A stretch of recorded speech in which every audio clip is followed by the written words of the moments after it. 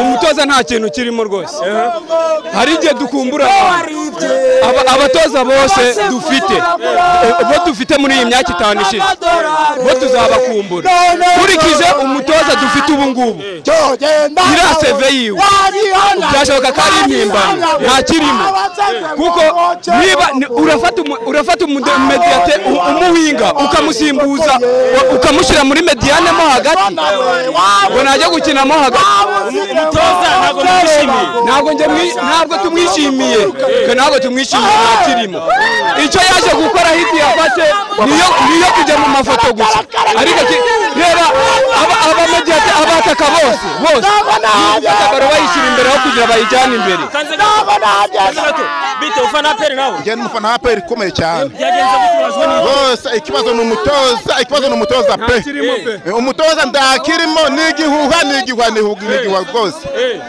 cyo abayobozi ba APR badufashije bakaturengera abayobozi bose bakaturengera bakamukuranga bakamwirukana rwose twashima Imana rwose badufasha cyane rwose dukumbuye adiri dukumbuye dariko dukumbuye proje abo bose bagize imibare myiza ugereranije na Tareb uyu nguyu nta kirimo yatubeshya ko ekipe ye yaje gukina yataka ariko imipira yose igaruka inyuma reba Togwi savuye mu izamu mu kibuga nta mupira n'umwe ateye mu izamu reba imipira yose yayifungaga yigarura inyuma yasebyeje abatoza bo mu Rwanda ngo nta bintu bakina ngo bakina badefanda haryo ubwiye niyo mikino twebwe dushaka kuzajya dukina turashaka kuzakina imikino APR ntabwo ikiri yo gukina imikino yo mu Rwanda ariko se tuzakina imikino yo ku rwego rwa Afurika gute ifite abakinnyi beza turaho umwanzi ashaka aho umwanzi ashaka niba tunatsinda mana yanjye mana turengera cyo kora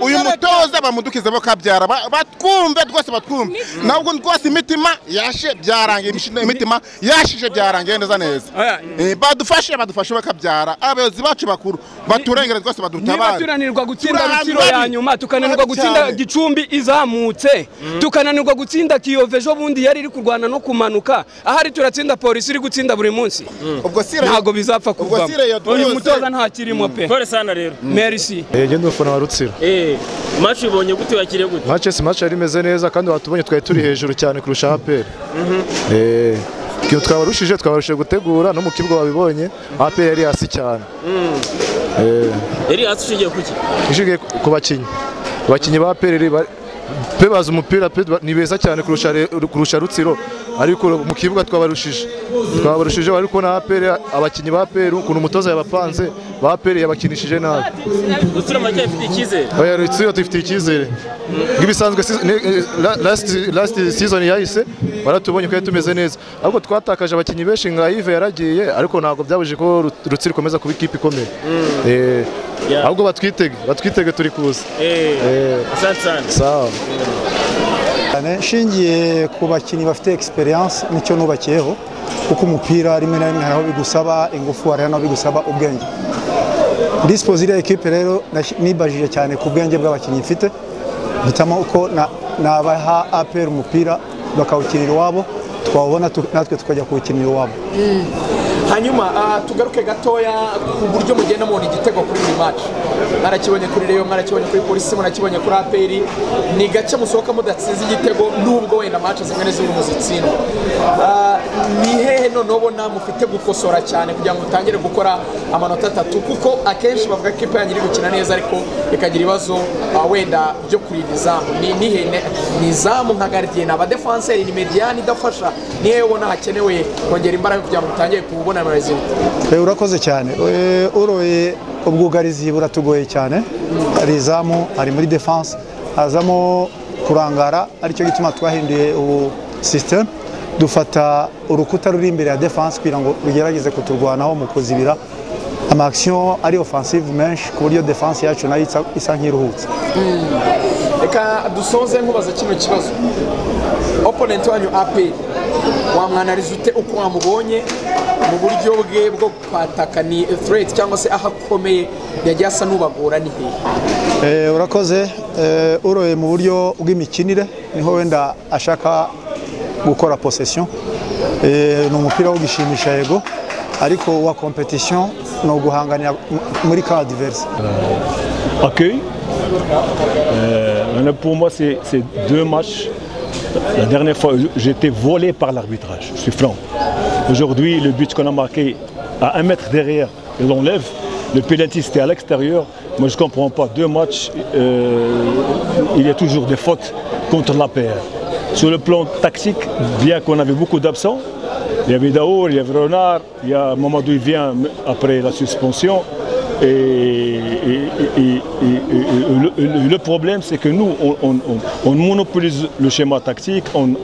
Bien que l'adversaire était derrière, derrière, mais on a essayé, on a même changé le schéma tactique aujourd'hui avec 2 attaquants. Et ça a marché, on a marqué. Et finalement, j'étais surpris par le penalty. Et surtout par le but de William. Et on a la vidéo au vestiaire, tous les joueurs sont fâchés. Ils ont dit qu'il y a quelque chose contre la paire. Je ne comprends pas. 2 matchs. La dernière fois, on nous a enlevé un penalty. Et l'expulsion de Ronald sans toucher l'adversaire. Et aujourd'hui, on nous enlève un but. C'est pas normal. C'est pas normal. Dans la construction de votre jeu, vous avez joué les passes dans la possession, ouais. les passes courtes dans votre partie, mais à la phase de finition, vous avez joué les passes longues. Est-ce que votre décision de sortir avec la barre, avec des passes longues, est-ce que c'est votre décision ou c'est la décision des joueurs? Non, c'est la décision des joueurs. Parce que nous, on joue l'attaque placée. L'attaque placée, ça commence par derrière. Et quand on arrive à la moitié de notre terrain, il faut donner la passe assist. Moi, je dois toujours demander aux joueurs de jouer passe au sol à un joueur lancé. Mais à la fin du match, tu vois, les joueurs, c'est comme ça, c'est l'esprit amateur. Donc à la fin, 15 minutes dernière, on a commencé à passer long. Moi, comme vous m'avez vu, j'ai beau crier, mais les joueurs n'écoutent pas.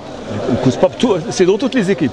Lorsqu'il y a 10 minutes, à la fin du match, je commence à balancer. Et moi, je suis contre le balancement. Donc on va essayer de remédier ça, surtout sur le plan mental. Parce que c'est un problème de mental, non pas de technique.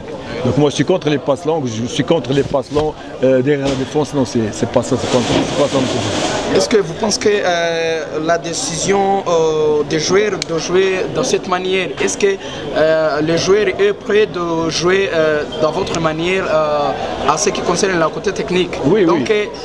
Vous avez préparé les joueurs d'être capables de jouer dans votre manière? Oui, bien sûr. Bien sûr, on entend toute la semaine. Je vous invite à venir voir les séances d'entraînement chez nous. Aucun joueur n'a le droit de balancer. Ce n'est pas du football. Donc déjà, quand on joue et l'équipe revient 10 derrière, il y a un système. D'ailleurs, on est arrivé, on a raté. Et il faut continuer.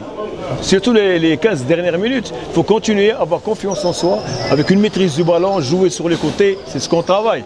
Donc, mais à la fin, c'est difficile avec le mental, c'est très difficile. Et parfois, on abuse du dribble. C'est des déchets qu'on est en train de changer, de travailler tous les jours. Mais je crois qu'avec le temps, c'est un problème de temps.